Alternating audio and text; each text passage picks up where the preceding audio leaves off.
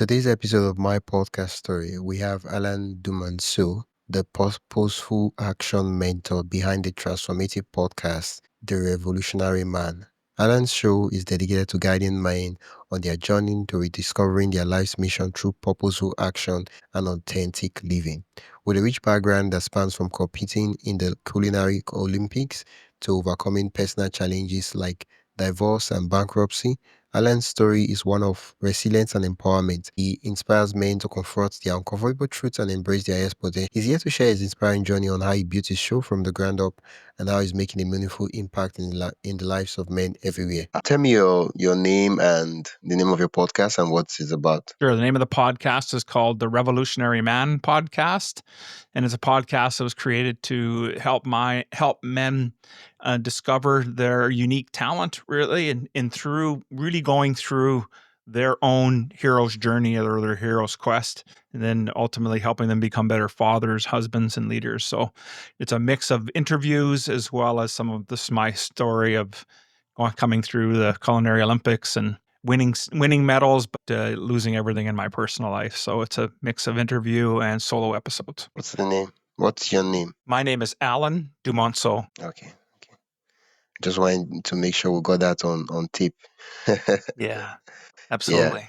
What was now I want you to be honest, what was the real reason you started your podcast? Yeah, I started the podcast because I wanted to find a way to reach more people as part of generating interest in the work that I'm doing, and it really as a way as a providing a way to provide value in the marketplace. So that way there was opportunity for people to get a sense of who I was, what the kind of work that we do, and it's it's free, it's accessible for everyone. I mean, you could have gone to TV, radio, you could have done YouTube, you could have written a book. Why podcasting? Yeah, I think you could. It's a really good point. Wisdom. You could do lots of all those things, but I find that with podcasting, it's much more about a conversation. And when you get involved in a conversation, I think that's very different than sitting and reading a book and only thinking about what's happening for you or the experience you're having. Whereas here you get to a bit more, or not a bit, I think you get really immersed in the stories that are being shared and the lessons. And then ideally we're providing a little bit of practical strategies and tips for men to be able to implement something when they listen to the show. And so I think a podcast does that, where some of those other genres aren't as effective at doing it. When did you start your podcast? Yeah, I started it in late 2020. My first year in doing it, I was extremely nervous in doing the podcast. So I was doing a show every other or third week. And then in 2021, I committed to doing an episode a week, and have been pretty steady with that now for the last 4 years of putting out episodes on a regular basis. And I think it's also important that when you really want to build a brand and build consistency, that when people know that, hey, every week an episode's coming out, your cadence stays consistent, then you start to get more listeners and viewers. Yeah, I mean, it gives people something to look forward to. Yeah, 100% for sure. Yeah. Do you do audio only or video and audio? I started audio only, but in the last 2 years, I've migrated and now also do video as well. As I found myself personally starting to listen to podcasts on YouTube and like the idea of, watching an episode, even though the conversation was going, where some of these folks that are doing podcasts that have lots of visual aids and other parts to it. And I think that helps really create engagement. And so having an audio but complemented with a video helps for those that want to watch an episode versus just listening to it. So you're pretty active on YouTube. How has that been going? Yeah, YouTube's been an interesting journey. I have to say, there's so much going on in YouTube, and I would say that while I do a video episode as well, the growth I find is still much more on the audio side, and because I think there's much more production that needs to be done on on a video podcast that in order to really engage and keep people entertained. And I just at this stage in my podcast journey, I haven't gone to that level to start to add those little extra pieces, not to make it too gimmicky looking, but also to help provide some interest in the show. Okay. Well, So just to look at the numbers, what are the numbers like on YouTube? Yeah, numbers right now on the YouTube, I'm getting anywhere. Well, I shouldn't. Let's see. They did the YouTube a couple of years ago, so there's just about 600 subscribers. So a little bit of growth there. Do anytime I drop an episode, we get anywhere from 100 to a couple hundred views in that first week, and then it tends to just keep going from there.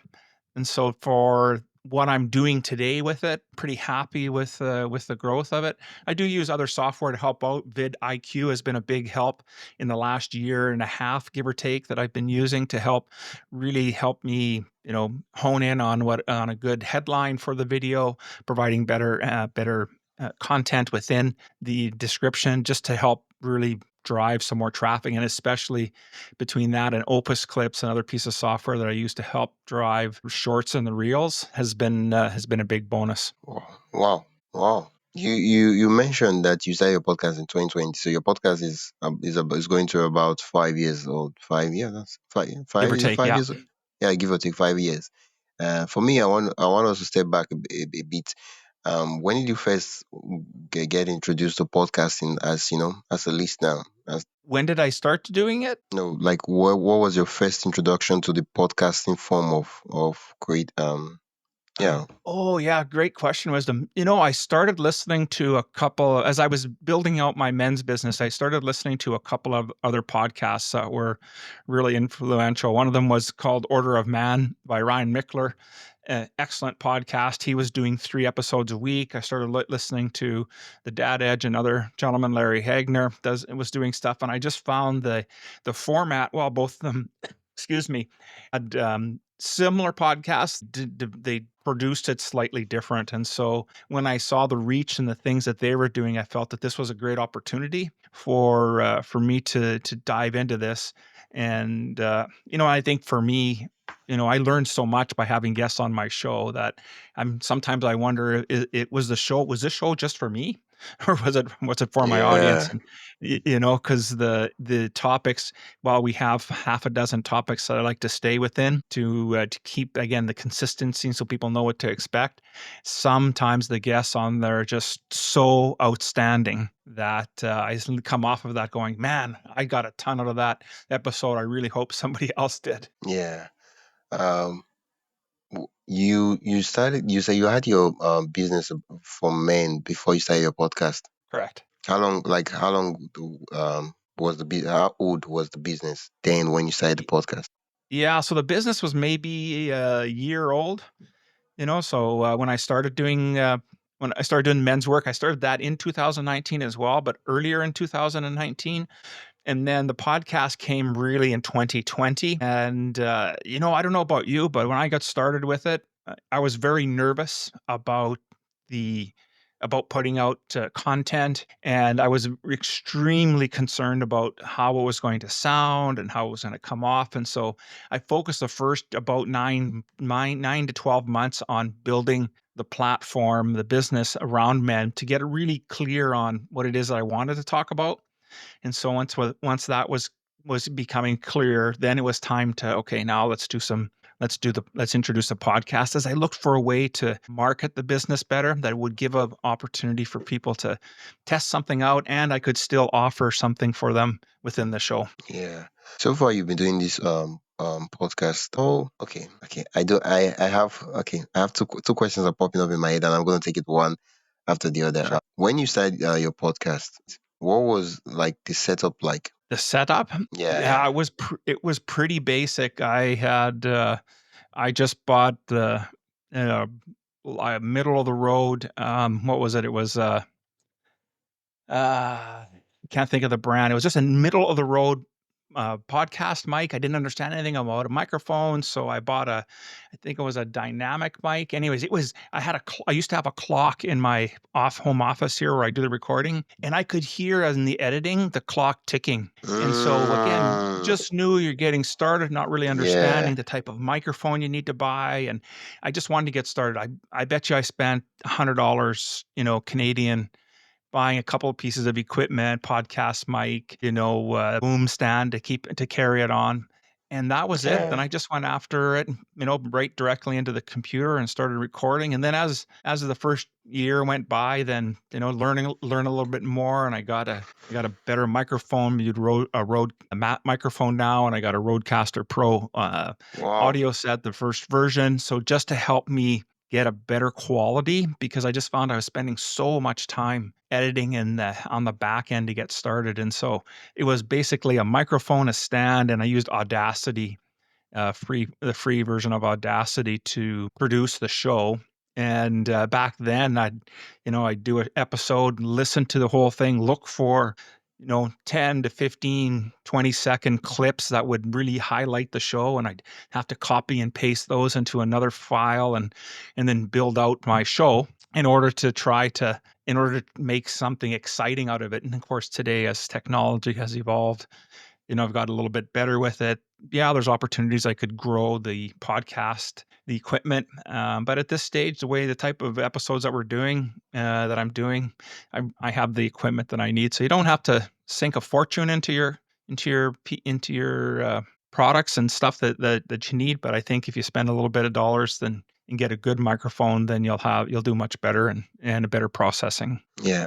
Just out of curiosity, currently you're the one who handles the A to Z of your podcast. You don't outsource any of the tasks, right? That's correct. So today now I do all of that from start to finish, and so it is something that I've looked at, and like I said, I think if I was really wanting to up my level of engagement on the video side of the business for the episode, probably would be a good idea to outsource that, and to get a bit better engagement. But from a recording perspective and audio editing, like, I'm completely comfortable. The software that is available today is just helps immensely, that you can really do it yourself. Yeah, yeah. Like I can only imagine. Like I remember 4 5 years ago, how well there was no chat GPT. Was there chat? There was no chat. There was no AI or any of those stuff. Then you had to like sit down, script, and do everything. Man, those days were Correct. brutal. Yeah, I know. Yeah, Just the hours it would take. I'd have usually I spent a Saturday or a Sunday, literally 5 to 6 hours producing the show, from editing and cleaning it up, yeah. and now, with the software I use Descript to do Oh, all my editing. It's much yeah, easier. I haven't dived into using Descript to do the actual recording, but it's improving so much. I've tinkered with Riverside as well, but I've gone back to using Zoom just because of the type of content that I create. Don't do very much live streaming, so some of the extra bells and whistles that Riverside gives, I haven't found the need for it. Although it is such a fantastic piece of software that I just may consider moving over again. yeah. The funny thing about Riverside with the live stream and all that is that it's kind of like an add-on. So if you don't need it, you don't necessarily pay for that stuff. Right. Yeah, for Yeah. those live stream stuff. I tried Discord, but I don't know, for some reason, the moment I just entered the dashboard, the interface looked completely strange. And I'm like, ooh, I ran back to my Riverside. Yeah. And Yeah, then I it keep takes a hearing bit. people say this script is great, it's great. I'm wondering, is there something I'm missing?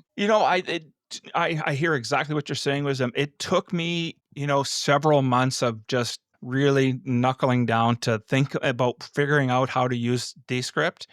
And because I'm not used to editing with Descript, you have to, if you're used to editing in your timeline, Yeah, doing it, then this Descript, is a different, it switches, right? It gives you the yeah, transcript. You can do all your editing in transcript. I know Riverside has started to do that as well, yeah. but I really had to get used to that and understanding what I'm doing, because it is a bit prickly. I'll say, is that if you made an error, trying to undo in Descript Ooh, can be really ooh, painful. And so there are yeah, times where, even today, where I've producing something, and it's like, okay, that didn't sound right, and I'm trying to figure out where I made the mistake, and it's just as quick to, that's fine. I just, because I'm pretty proficient at it, just delete that episode, bring all the tools back in, and start over from scratch. yeah. Because usually I can produce an episode in about an hour and a half. Wow. Oh, okay. That's post production,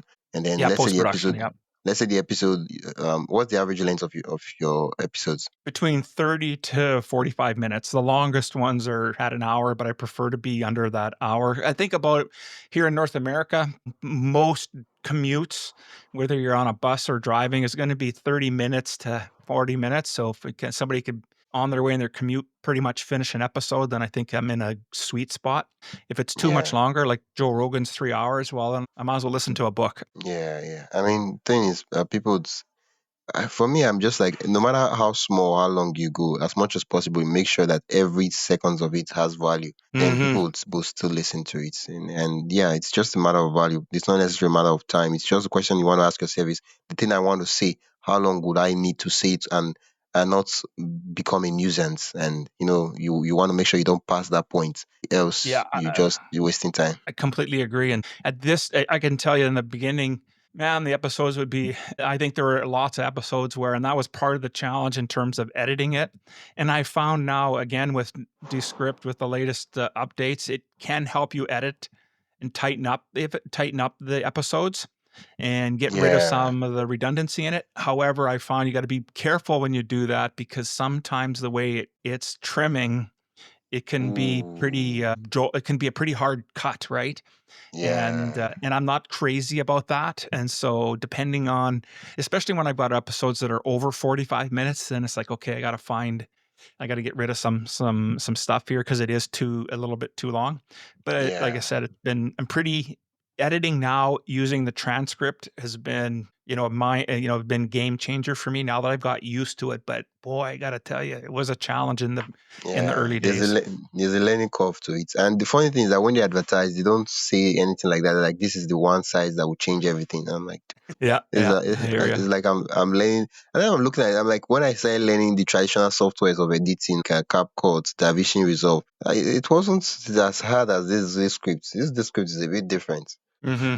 Yeah, Yeah, for but sure. it's great. Sha. The stuff works and it gets the job done if you know how to use it. So Yeah, that's you just yeah. gotta exactly. You just gotta stay with it long enough, and then just like anything in life, you Yeah, you stick have to with make something some long enough, and you commitment. master it. Then it gets easier and easier, and then you just get more proficient with it. Yeah, you have to make commitments. There was something I was trying to do earlier on, and I just want to like. There are two things I want to do. First, I want to give people a sense of how long, how many hours, the time it takes you in a week to to think, film, okay, and record your. That's okay. Since you're doing video podcast, record your podcast and then post produce it and then publish it live on the podcast platforms and on YouTube, right? So Right. you talked earlier on that it takes about 1 hour 45 minutes. Let's just call it 2 hours for post production, and Correct. then the actual episode recording. You don't use a script, right? No, I use Zoom right now to record everything. Yeah, right now. So let's start. I'll start at the beginning. Okay. So if I'm going to do a solo episode, so what I'm doing this year, what I've changed my podcast this year is that in the last 4+ years, it has been 90% interviews, 10% myself. Well, This year, I'm going for more of a 70/30, 70% solo, my stuff, and 30% interview interview. based. Yeah. And so, regardless of which one I'm going, but let me just start on the plan for that I developed for this year for solos. So I've been using ChatGPT now, and I use the paid version. So Ooh. about $20 a month Yeah. US right now, Okay. and so I'm running a program right now for my men's group. It's called Living with Integrity. And so Okay. I had the format of what I wanted the program to be all about. I put that information into ChatGPT and I said, okay, we're going to create. Here's the description of the podcast. What the title of the podcast is, the description. I run this program. It's called Living with Integrity. This is the purpose of the program. Come up with 52 headlines for episode titles for a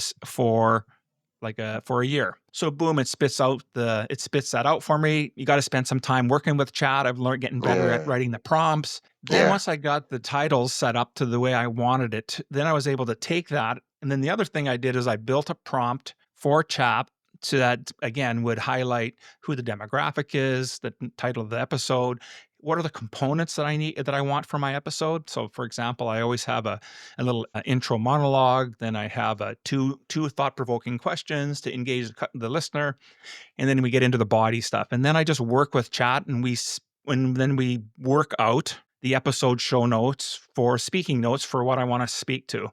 Now, some folks might do that and do it verbatim. I do it enough of a level so that I know what I want to say. So, lots of bullets and sub bullets to help guide that conversation. Boom, then I Yeah. have the show notes, and then I do the recording, and then it's finished. When I do an interview, again, I use chat to help me. I upload the person's Profile. bio. I Yeah. upload their stuff from the website. I do a bunch of work, put it into a prompt that I've now crafted for chat. And again, same thing. Hey,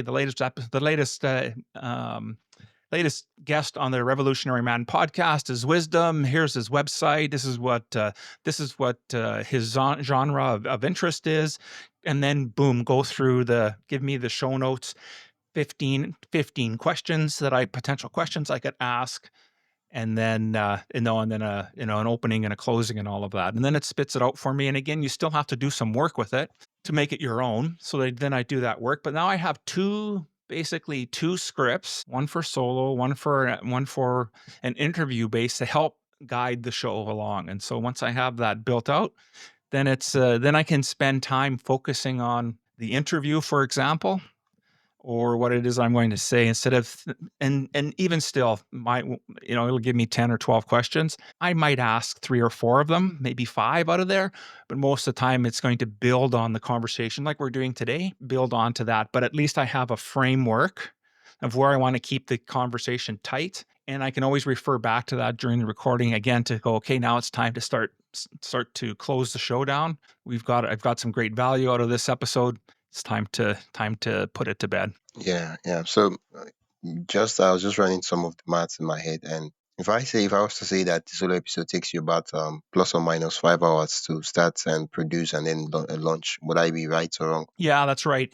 You're absolutely right. So the coming up with the idea, the concept, the show notes at the start of the episode, which is about an hour and a half, give or take. Recording the show again, 30 minutes to 45 minutes.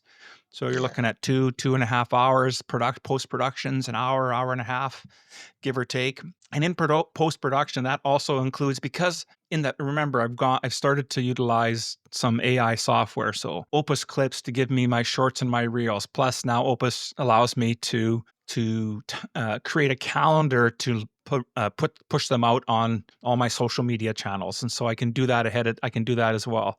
And so Oh, from start to finish, it's probably a 7 hour max wow. And then on if it. you're quick, 5 hours. Yeah, if I'm really quick and I'm on it, and it's a little bit shorter show, and and I don't have I'm not being distracted and you know jumping around on things.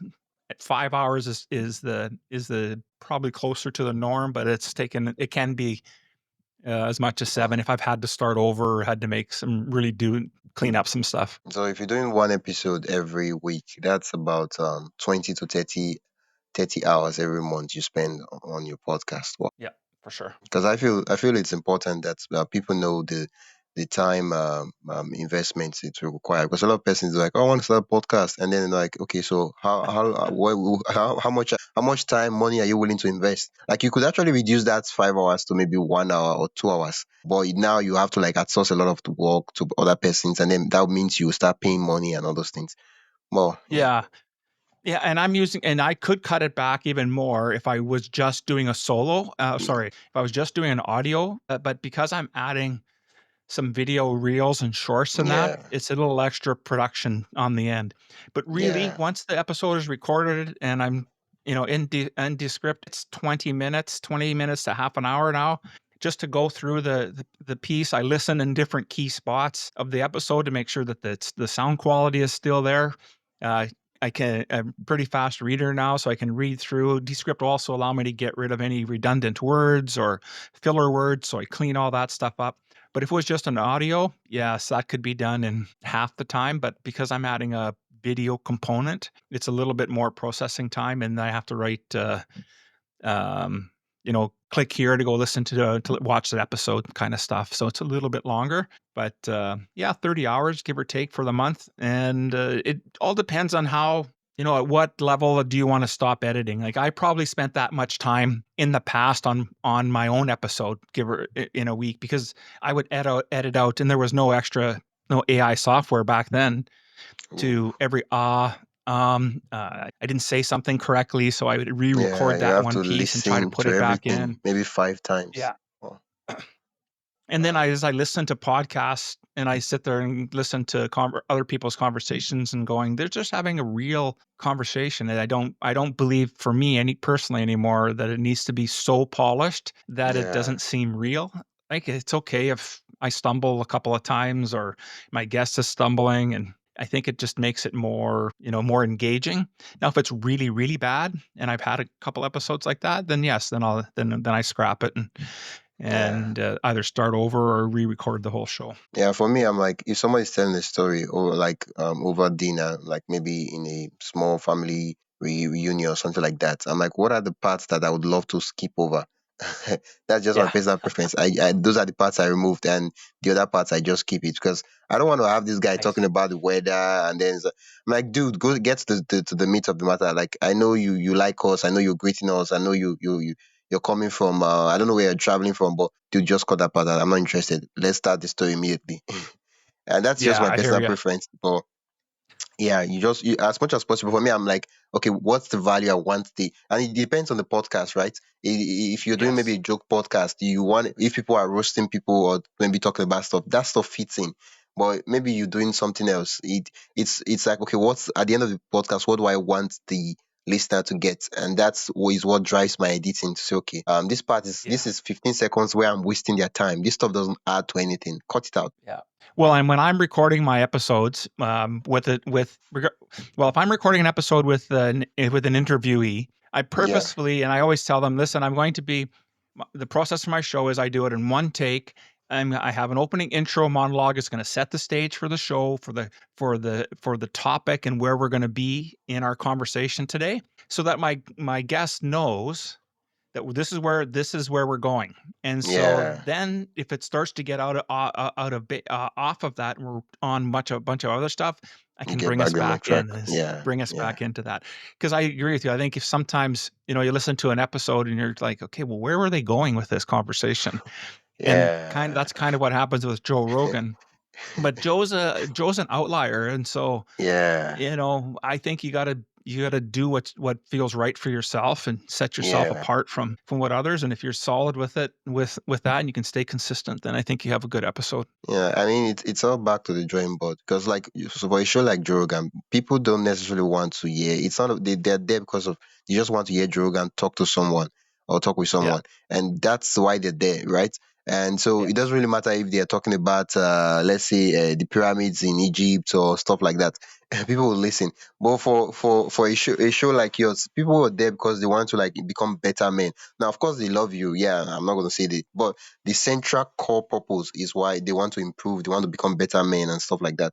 So that's like the core, and then you have to like put that as primary. Of course, you infuse personality, but you're not going to make personality just the core of of the show. Like, dude, that's not why I'm here. That's not why I'm listening. I want to become like So having that helps to like serve the listener better. I completely agree with you, Wisdom, because I think there's a key distinction that you just mentioned there. When people are coming to our shows, they're looking to learn something Yeah, that they want to get out of it. And I think once we've provided that piece, then we've done our job. Whereas something like a Rogan episode, his topic can be wide, and I don't necessarily listen to it. I listen to it out of interest, because there's always something different that's going to come out of it, but I never know when it's going to happen. And that's yeah, part of the reason why they're 3+ hours. But when I go to some of these other episodes that I've talked about, these other shows, they have a specific purpose. And so if I'm not interested in the title of this particular episode, or there is, then I'm looking to learn because of what there's the specific of the topic. And I know it's going to be an hour max, maybe an hour and 10 minutes or a little less. And then I'm fine with it. But I think it's really important to know who your audience is when you're building your podcast, and then stay true to that and try not to get too broad in your topics. And that's been something that I get myself in trouble with as well once in a while, is that sometimes the topics are a bit too broad. In other words, we Yeah, talk everything yeah, from whether it's, relationships to career to finance, and these are all life pillars we deal with. However, if I can't draw that connection to you being a better man, then the episode gets lost, right? yeah. I mean, it depends on the show, right? There are certain shows that Yeah. the show is for. Let's say the show is for immigrant women, something like that, and basically everything they talk about is stuff that relates to immigrant women. That's the what connects the show together is immigrant women. And then there are shows that talks about mathematics, history, and Mm. yeah, that's what connects the stuff, like that's what they talk about, and whoever wants to listen to it, can anybody listens to it, right? Basically, but unlike a show like yours where like, okay, the show for men, yeah, the core of the audience will be will be men who are trying to improve themselves. Of course, women just tend to listen to it sometimes, to get to see how they Yeah. can look, help their husband to become better men too. But most of the time it Absolutely, will be men. absolutely. Yeah, yeah, Yeah, absolutely. I when I look at my demographics, it's for sure it's skews men. But it's only 70%. So yeah. there are 30% of my listenership that are women Yeah, too, right? And because, yeah, like you said, they're listening because they've got challenges in their lives as well with the men in their lives, and so they're looking for answers as well. And so, yeah.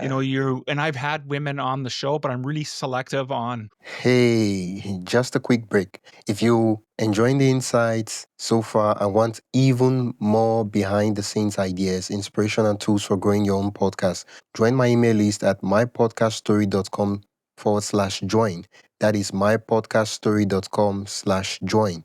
You get access to helpful resources, exclusive updates, and the kind of stuff I only share with my email subscribers. Whether you're starting out or already podcasting, there's something valuable waiting for you. Head over to mypodcaststory.com/join and subscribe. Now, back to the episode. Who comes on, what they're talking about, and I made very clear with them that you're coming in to help men understand a perspective of to be better husbands, Yeah, or be a better father and what that looks like, because a fatherhood is far different than motherhood, and what we don't necessarily understand as men, having a woman's perspective. Like, I had a lady, and it's still one of the most popular episodes I have, and she talked about how she emasculated her man. oh, And once she realized that she was doing it, it really changed their relationship, and so much so that they built a program around it. But it's one of the most popular episodes that I have of all of the last, couple hundred that I've put out now, that people listen to, because it's a different perspective. A man couldn't say my wife. Well, a man can say that yeah. my wife is Nah, emasculating it's me, just different. but when she says it, it's a different. It comes from like a lot Yeah, of different weight, right? It's like, oh wow, yeah, my wife recognizes how yeah, her behavior was emasculating him, and so it's really yeah. powerful. So I think it's important to have the right person talking about the subject. Yeah, yeah. I mean, it all boils down to understanding the purpose of the podcast. You could have Mm, podcasts where you say, "Oh, I want to, I want to interview pregnant women." That's the core essence and purpose of your podcast. And like it depends on the purpose, because you have to like understand the podcast truly. That way, what will even happen is that you'll be having ideas that you're like, your listener will be like, how did this guy think of this stuff? I've been thinking about, well, when they see your podcast episodes, they are happy to listen to it. They are excited to listen to it because it just resonates, because the host understands the purpose and the goal of the podcast deeply. 100%. Yeah. Yeah, completely Um, agree. yeah. We've talked so much about some of the techniques and technical aspects of podcasting, and ideas and all that. Have you ever gotten a message or a mail from your listeners? Message, yes, I have. Most of the time, when it comes through to me, it's about a topic that they want to see or hear about. They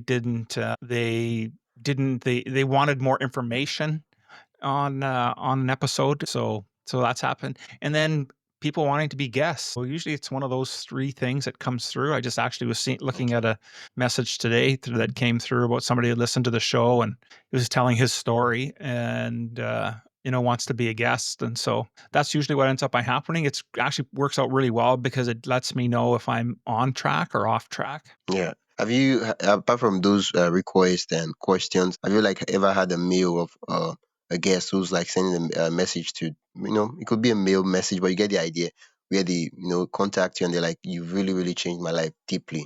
Yeah, I haven't had lots of those, to be honest. I've had a couple, people who, listen to the show from, out of the UK. I had that happen. The guy actually reached out, listened to an episode, and just said, you know, "Can you do you mind helping me out with something?" And so, I we connected and we started talking about stuff, and he was trying to re-engage in in a relationship that he had been struggling with, and just because he listened to the one episode, and then we worked on a bit of a plan for him and how to show up for himself, and lo and behold, he ended up by showing up much differently than he had in the past, and he was able to secure this relationship that he really wanted to see grow in his life. And so it's happened on a one or two occasions, but yeah, I think it really depends on the topic, and what you're attempting to do. Yeah. So far, you've been podcasting in the top three or top five of podcast, most embarrassing podcasting stories. Do you have one? Sorry, the question should mean, do you have one? Do you have a list of those? Of my own, my favorite Yeah, embarrassing episodes. podcasting?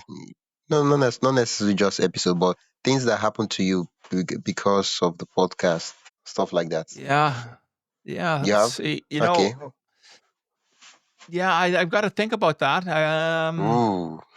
Yeah, that's a great Okay. question. Take your Does it time. come I'll be directly from the podcast? I'm not sure I can think of one. okay. Let me guide you.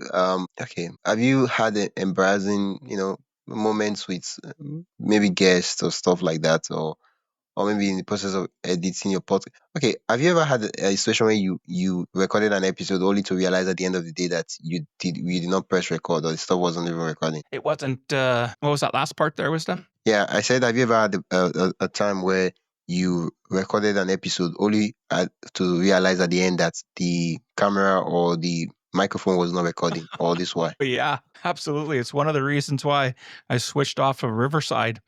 Um, Oh, oh, I was recording a few episodes thinking I had all the information, all of the tracks, and not understanding how the software works. And we had shut down off of the episode too early. And there's 4 episodes that the information hadn't uploaded, and so I had to reach out to the folks at Riverside. Thankfully, they gave me a couple of tips, and I've been able to retrieve it. And so I've had that happen. I've had where, because I have if I'm not now that I'm using this Rode microphone, if I'm not careful when I'm logging in to start my episode, sometimes the default microphone will come in and it'll be the webcam. Right, oh, and so I'm recording and I'm thinking, "Oh, that was gonna be a great episode," and then I start listening to it, "Why do I sound like I'm in a tunnel?" wow, wow. And then I look at it, go, "Oh, man, it was the wrong microphone." And when I get to Yeah. that point, then it's kinda hard to make that change. Mm. Yeah, I've had a few technical glitches for sure, Yeah. and we've had to record complete like, I've had to redo the episode because, we're you're in Nigeria, I'm in Canada. I have had where I've recorded episodes with people in the UK. I thought it was fine. I was using Zoom, using other software, and then I go to because usually what I do is I group all my interviews in at the start of the year and do 20 or 30 within a 2 to 3 month span, and then I produce the rest of the year. And so I'm going Oh, in, getting my stuff, and then realize I don't hear anything, or the audio is cutting in and out wow. because of the quality of the connection. And so I have had to ask guys to redo their episode, Oh, and yeah. because And it's just not there. And I didn't realize that it yeah, wasn't there until we were producing. yeah. That's the problem I have with Zoom. Yeah. Yeah, there's the fact that it's how do I put it now? It doesn't record, you know, it doesn't record locally. Like the I don't know, but a lot of people say they use Zoom, and maybe probably I'll have to like use it to see what they see in it. But it doesn't the like I'm not talking about the in-person conversation. I mean after the recording of it after, it's not Mm. as it's not as high quality as that I get from Riverside. Yes, that's or true. maybe something else. Because one thing that Riverside does, and not just Riverside, so it doesn't look like I'm being an ambassador of Riverside. They're not paying me Mhm. to talk about them. It's just what I happen to use. A bunch of other software do this too. Squadcast, which is owned by Descript, and that's what they are using to Yes. like do their own stuff. What they do is that while we're having this conversation, they will do the compressed version. That's what we'll be using to like communicate with each other. And then our phones, if we were doing video night, it would have been recording locally. And then at the end of the episode, it will upload and everything will be uploaded to the cloud. And so you get the high quality local recording, not the Mm, stuff from the webcam version of Zoom. right. Yeah, because I don't know if Right, you've right, right. noticed, you see a lot of video podcasts on YouTube. There's a particular way they just sound. You just know that this is Zoom. No no no no. You're like and you sometimes you see the host. They have this like incredible setup, and I'm like it's just there's this sound. I don't know if you understand what I'm saying. It's just there. No, no, no. It's there. It's really bad. Yes. Yeah, no, I know what you mean. For sure, you can tell. I yes, I can tell a Zoom episode versus one that's been done in Riverside Yeah, for sure. The yeah, other thing that's happened, and again, this is not a slight to Riverside. This is just because I didn't spend enough time, yeah. No, no, mastering and learning the I've had issues software. with Riverside. Honestly, the last stuff you talked about, I had it once, and my prayer is that it doesn't repeat itself again. Because that day I was like a bit confused. I was like, what's going on? Yeah, Yeah, well, but and the other thing is because I have and I had at one point I was transitioning between Zoom and Riverside. Sometimes I'd log into a Riverside recording, my own studio, and it would keep telling me microphone and camera in use elsewhere. And for the oh, life of me, I couldn't figure out how to that's get because it back. you have a different tab with Riverside open. Usually, that's what causes it. I don't know. Well, Ah, yeah, when it shows me that stuff, it's when I have multiple tabs of Riverside open on the same browser, and then it's like you have to like do this other stuff out there. yeah, those are just little tips and tricks, right? Once you're used to the software, you understand how to Yeah, use it. But I would agree with you. The quality on that you get out of Riverside is phenomenal. yeah. And I would like to, I'm right now. I'm over the last few years. After I get comfortable with a piece of software, then I'll pay for the annual subscription. Usually, you get Ooh, email offers, yeah, right? And so I wait for till yeah, I get a good offer. yeah. Then I'll Usually pay on for Black the Friday. annual. Yeah, exactly. Yeah, And then I have it, but the problem with paying for the annual, you you're don't locked always get a in. rebate back, right? Yeah, you're And locked so, in. yeah, so now I'm kind of at that point where I would like to go back to something like a Riverside, Ah, but I gotta wait for I want to wait for yeah, a couple other things to happen. yeah. I perfectly understand. Yeah, I get it. Like, yeah. That's it. The thing is, we're always looking for ways to. I don't know if Zoom does this thing where um, it will, if you're editing the video, it will kind of like how do I put it now? When the speaker is speaking, it will change immediately to just show that speaker speaking and not have both persons on the screen. Yeah, because in Zoom, you have to set it for if you set it for gallery, then you'll always see the 2 or 3 speakers, however many are on the show. But Okay. if you set it to speaker mode, the moment that somebody starts talking, then they take over the whole screen. But what I like about, Descript now is that if you can get to 2 separate tracks, then you can Yeah. create what they call a sequence, and then it'll automatically do the switch Yeah. for you. Yeah. And so, it'll give you, like I only do 2 like normally it's only 2 people on the show, myself and a guest. So Yeah. it'll give that view, then sometimes it'll give just me, sometimes it'll give just the guest. And so it's a little bit more engaging that way. Yeah. But it's more challenging to do it with Zoom for sure. Yeah, so yeah, the question I want to ask is that when you record with Zoom, after the recording, do you get two separate tracks of the guest? That is, the guest will have their own video track where you can pluck it out and use it as you like, and then a separate track for the host, or is everything merged into one? No, it does. Yeah, okay, so here's the trick with Zoom. If you record at the start, it'll give you an option to record to your computer. If you do that, you're getting one track. You're just getting all of it. You get the audio and video. Yes, you get, I think that's what it is. If you go to cloud, because that's what I started doing, I moved it to the cloud, then I get 2 audio and I get 2 video.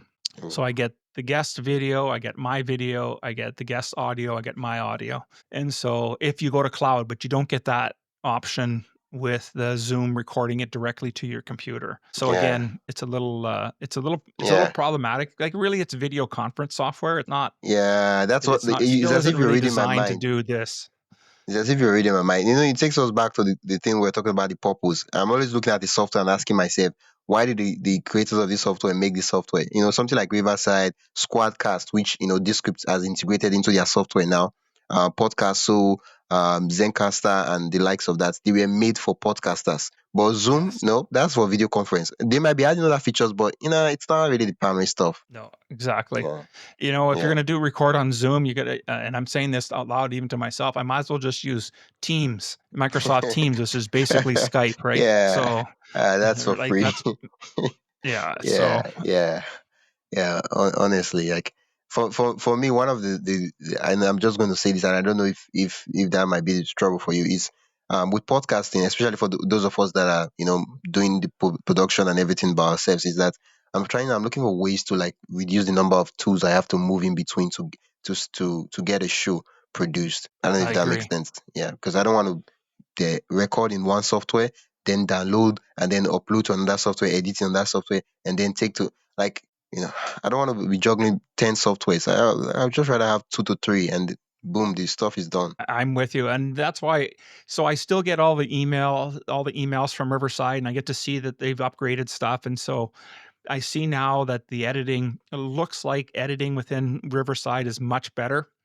Yeah, yeah. That's Looks like what it's that's what I pretty use. Yeah, close to what Descript does, and so I agree with you because right, even with Riverside, I was downloading it out of there, putting it into Descript because I was just comfortable in Descript, but it doesn't make sense. yeah, I'm with it's you 100%. Down it yeah, doesn't if you can get yourself to 2 to 3 key pieces of software, then you don't need anything else, and as Riverside and Descript and Zencastr and all these companies start to add more and more enhancements to it, I think we're gonna be at that we're not that far right now where you can pretty much do your entire show with yeah, one piece of yeah. software. And the funny thing is that Riverside, they have a clips feature, so you can also automatically generate clips from your podcast episode. And I know the clips are not exactly the best of the best, but the thing is trying, and you can also edit the clips. Yeah, that's great, and then the next evolution would be to be able to from that clip, now out of right in Riverside, now to be able to push it out to your social media, Yeah, if we and could do then, that, that would be game they changer, close that man. loop, that'll be perfect. Man, I just spend maybe 3 to 4 hours in a day, and I might have all the clips covered for the month. Yeah. Oh, good for you. Yeah, Yeah, that's the way to do it. I feel like this episode has turned into Riverside versus Zoom. Riverside, come and sponsor this podcast. Wow, Well, it's but all it's right. it's an important conversation. I think if you're new to Yeah, yeah, podcasting or you're considering it, these are all things to look at. Listen, I used Riverside for a while. I'm back to Zoom, but I would completely agree with you. Find a piece of software that's really comfortable. I was using this other one, DaVinci, for the longest time ooh, to to man, to edit all of my podcasts, the audio that and the stuff video. is high level. But that stuff, and not only is it high level, like you need a super powerful computer because I had to shut everything down because it just takes up so much resources. It's Yeah, such a pig on yeah, resource. yeah, Like, yeah. oh my gosh. Oh no, that stuff is for like the top level. Those guys that record and make. I feel like that's one thing I know in those who make videos. So if you can spend so much time, so much money in pre-production, right? Your Yeah. post-production is going to be seamless. Yes. I Yeah. agree.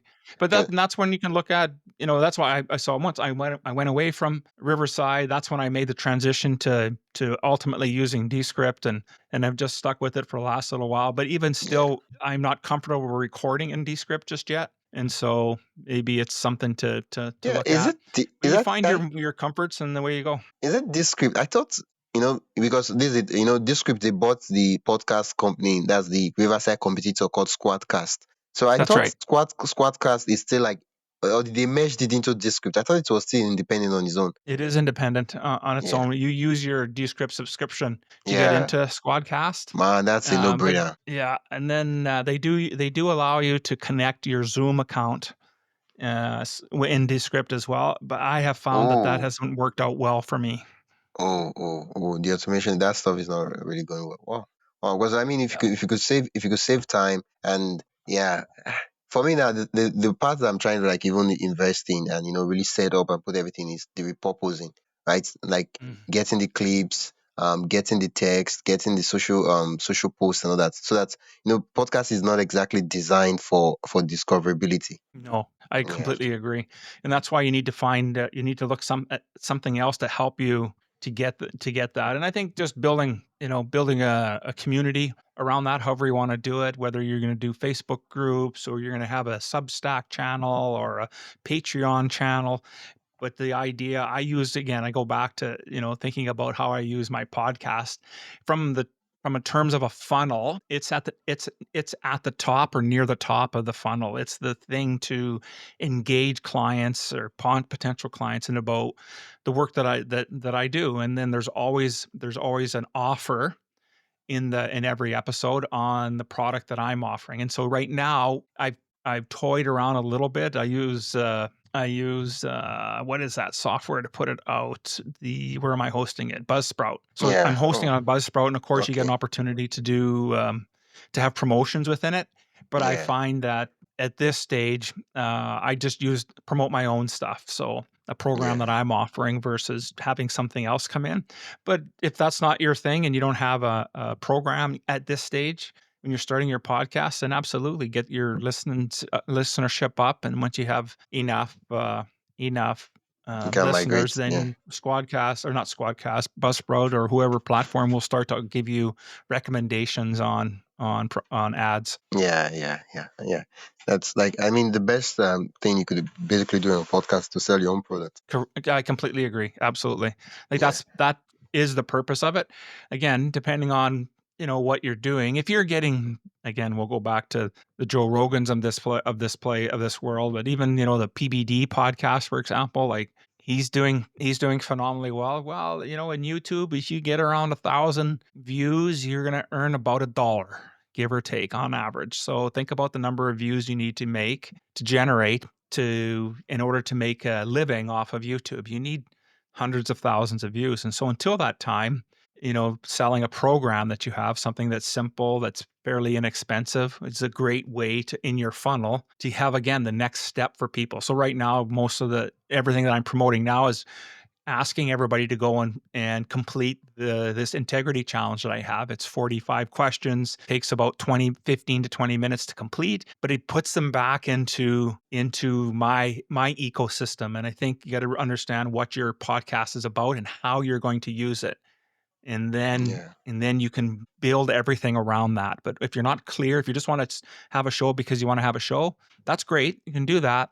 But you may find that because there isn't a focus, that you may struggle in getting listenership. yeah. That it just occurred to me. Do you have an email list? Absolutely, yeah, yeah, What's for sure. like the subscriber count like? Yeah, so since I've then been doing the podcasts now, the subscribers list has gone from before it, I had 4 or 5 dozen to now I have a few hundred Wow, subscribers, that's a lot. which is good.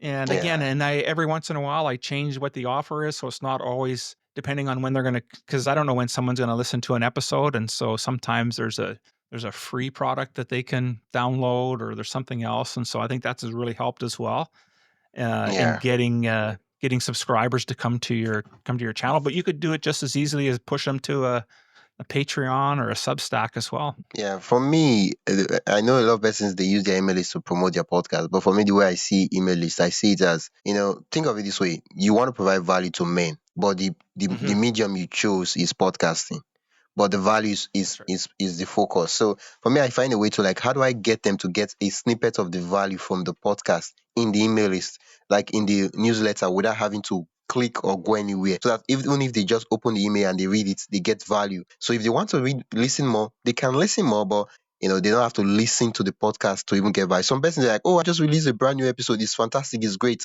listen here. And I'm like, dude, I just clicked on your email, you just wasted like 20 seconds of my time. That's a good Yeah. point. I know I put out a monthly on my email list. I put out a monthly, hey, here's what Oh, was happened last month on yeah, the with on a the list of podcast. And links. so Yeah, there's a bunch of titles and they can go and they can click.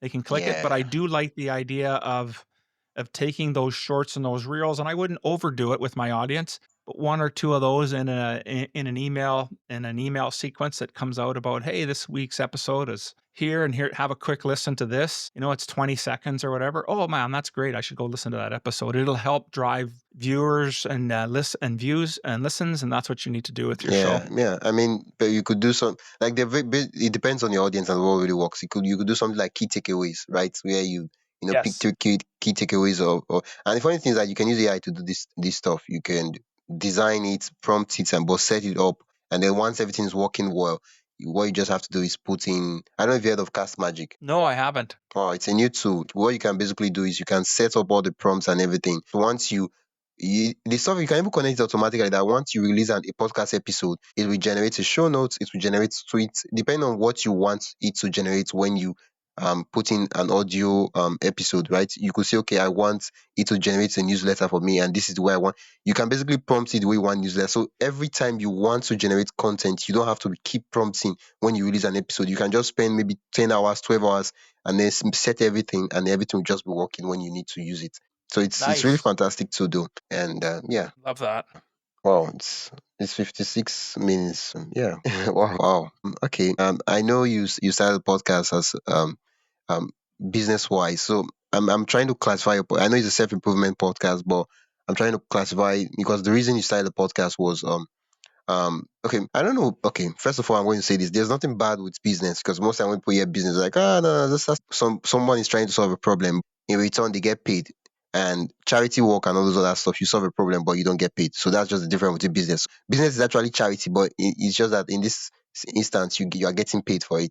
Yeah, in the end, I'm getting paid for it, but on the front end of the podcast, it's still an expense, right? You're going to spend money somehow if you have a program or you're looking to help people with solve a problem. There's some way you need to communicate it. I decided to use, and I've tried different things. I've tried print. I've tried a little bit of radio.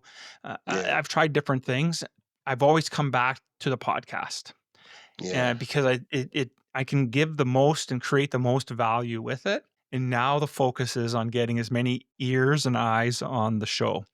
And so even if you were doing this as a passion project and it's not about generating any revenue for you, yeah, it, having a focus on what the show is intended to do should still fill your soul. yeah, You yeah. should Very still important. be Very important. excited about doing that. And so whether it's a business piece, I'm excited about doing an episode and getting on shows and doing things because I enjoy doing that. I enjoy getting opportunities to speak with people, learn from other folks. And so even if I didn't have it to go for a business, I would still be doing podcasts. They may Yeah. change a little bit, but I would still do the podcast because of everything else around it. It just Wow. as a part of my show today, it pushes it to I use it to bring people into looking at the programs I have to offer. Oh, so what you're saying is that it has a huge return on investment for your business. That's in time wise and money wise. Completely, completely. There's like I said, there's lots of different ways you can promote Yeah, your business. You have to find something that resonates with you because if you feel it, in your soul, then you'll lean into that and you'll really want to master it and do well with it.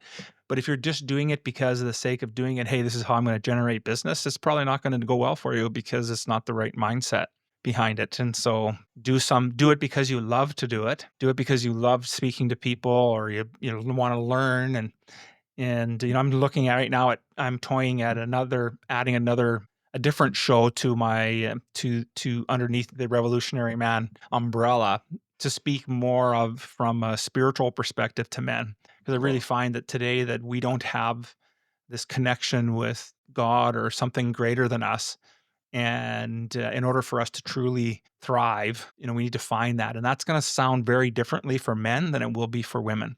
yeah, And yeah. so it needs, so I'm looking and I haven't found anything out there yet that is. And so there you go, wisdom. It's a show that maybe we can do together that Yeah. focuses on driving, really for men, really understanding, the spiritual aspect about why it is you get up in the morning Wow. and what's that bigger purpose. And so while the current show version does that because I touch on so many topics. I really want to focus in on one and Yeah, just yeah, do that. And so now it's about time and getting really clear on what that looks like. And so if you're going to start a show and a podcast, you got to be really, really clear on what it is the show is going to be about and who are you speaking to? Who yeah, is that person? And yeah. once you're clear on who you're speaking to and what the show is about, the rest will come. Wow.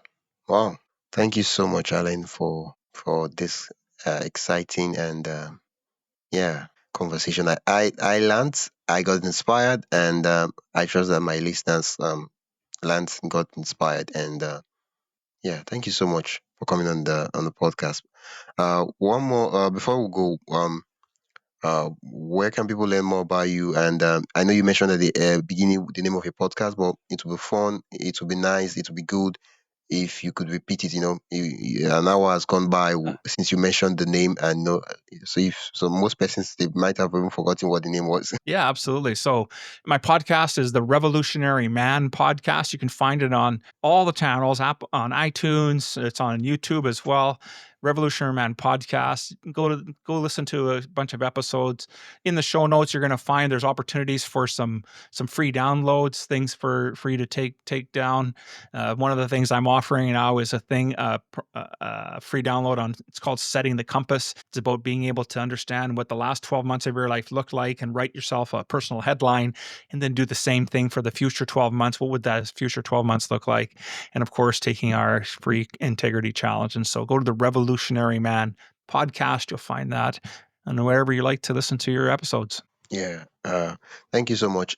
The idea you shared for your podcast, it's great, it's exciting, but if it was maybe probably something that I'm crazy about, I would have said, okay, let's let's co-host a podcast together. But if you do start a podcast anytime soon, I'd love to have you back on this podcast to talk about have us have a conversation regarding that podcast in specifically. Absolutely, for sure. Please do That do let me know. Thank you so much. I will. Thank you so much, Wisdom. That's it for today's episode of my podcast story. I am Wisdom Okonkwo, and I hope this conversation sparked new ideas and gave you a deeper look into the heart of podcasting. If you've loved this episode, consider supporting the show by buying me a coffee at buymeacoffee.com/wisdomhq. Every bit helps keep the stories going. And hey, don't forget to follow, rate, and share this podcast with another podcaster or creator who would find it helpful. Thanks again for listening, and I'll catch you in the next episode.